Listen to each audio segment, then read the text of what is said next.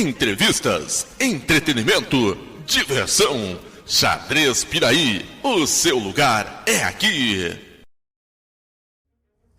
Com certeza, todo mundo que é do meio enxadrístico e que gosta daquelas listas entre os melhores de todos os tempos, eu creio que seja unânime pelo menos alguns nomes, entre eles Mikhail Botvinnik, que, na minha modesta opinião, é dos poucos que a gente pode colocar na prateleira chamado de titãs do xadrez mundial.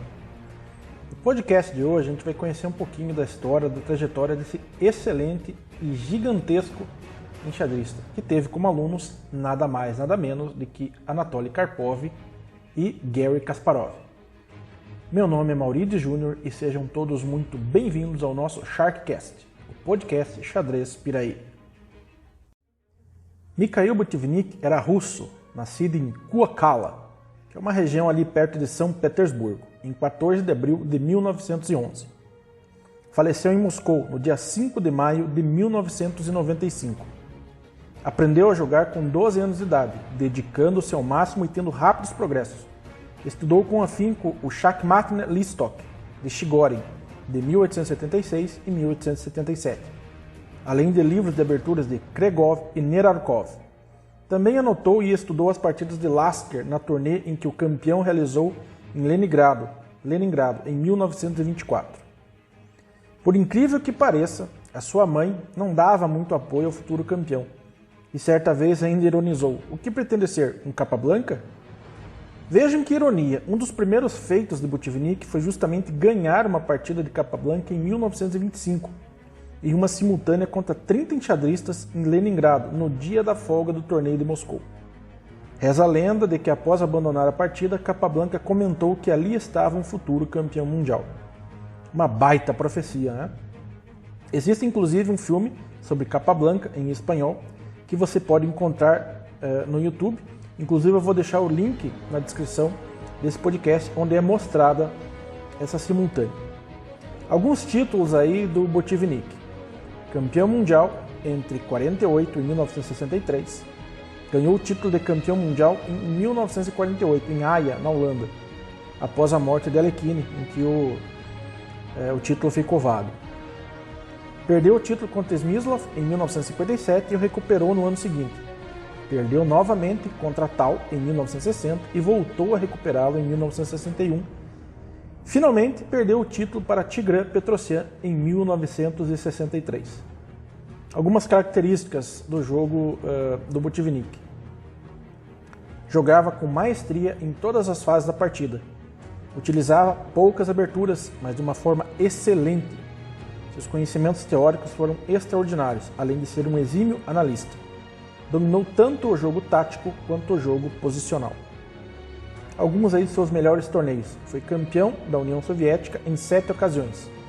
Primeiro lugar em Leningrado em 1930, 32, 33, 34 e 38. Moscou, 1935, 1947 e 1956. Nottingham, 1936. Sverdlovsk, em 1943. Groningen, 1946. Hastings, 1961 e 1966. Nordvik, 1965 e Vik an See, 1969. Na história do xadrez, é o jogador com melhor pontuação a seu favor frente aos 9 campeões do mundo contra quem jogou: Lasker, Capablanca, Alekhine, Ewing, Smyslov, Petrosyan, Tal, Fischer e Spassky. A sua principal derrota foi a perda definitiva do título para Petrosyan. Concomitantemente com o xadrez, Botvinnik exercia a profissão de engenheiro eletricista, onde também obteve grande sucesso. Foi casado e teve um filho. Muitos dizem que o seu sucesso no xadrez se deve ao fato de ser um dos favoritos do regime comunista da antiga União Soviética. E este apoio incondicional facilitou muito a sua carreira. Eu até acho que isso pode ter ajudado, mas é inegável que o principal fator para ele ter tanto sucesso era a sua força e o seu talento. É um legado que ele deixou, porque ele é considerado o pai da escola de enxadristas soviéticos.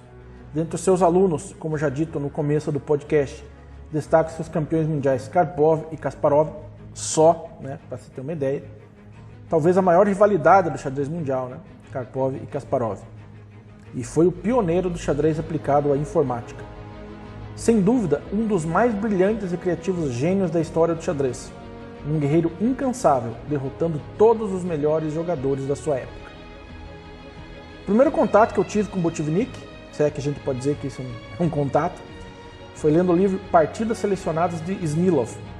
A partida 46 do livro, onde de pretas ele perde para Smilov.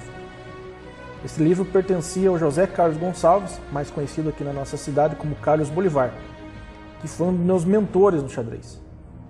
Mais tarde, também por intermédio do amigo Carlos Bolivar, conheci o livro Partidas Seletas de Mikhail Botvinnik, volume 1. E ali eu pude entender a real noção, a real grandeza, o tamanho que era Botvinnik. Eram partidas brilhantes, para dizer o mínimo. No livro Meus Grandes Predecessores, volume 2, de Garry Kasparov, na página 125 existe uma consideração interessante sobre como Botvinnik se preparava para os seus confrontos. Dizia ele: depois do café da manhã dou uma caminhada, cerca de 1 hora. Depois me preparo para a partida, 25, 30 minutos. E então descanso um pouco do xadrez. 1h30 antes da partida é hora de se alimentar. E depois uma cesta, uma soneca, por cerca de 1 hora. Descansar antes da partida traz muitos benefícios. Vês que você sente com mais rigor e, o mais importante, não se distrai com pensamentos diferentes. Após haver relaxado, dirige-me a pé até o local do jogo, o que significa caminhar mais um pouco. E aí, galera, pode ser a fórmula do sucesso? Botvinnik menciona o estudo por cerca de 25, 30 minutos antes da partida. Lembro que certa vez eu conversando com o grande enxadrista paranaense Paulo Palozzi, que eu carinhosamente apelidei de Topalozzi, eu perguntei a ele quanto tempo ele se dedicava por dia ao xadrez, e ele respondeu: cerca de 30 minutos, Maurides. Mas esta meia hora é um compromisso sério e de fato com o xadrez. Sem televisão, sem internet, sem celular. Só xadrez. Sem dúvida, o Botvinnik, até onde eu sei, é uma unanimidade nas listas de melhores enxadristas da história. E com certeza um dos favoritos de muitos jogadores aqui em Piraí do Sul. É o favorito do grande enxadrista Sérgio Busquets. Não por acaso, Sérgio tornou-se um forte enxadrista estudando as partidas do genial Mikhail Botvinnik. Bem, galera, espero que tenham gostado de saber um pouco da história do genial Mikhail Botvinnik. Eu vou deixar aqui os links dos campeonatos mundiais em que o Botvinnik jogou na descrição do podcast, além das referências bibliográficas e o link do filme Capa Blanca, que é muito interessante, assistam.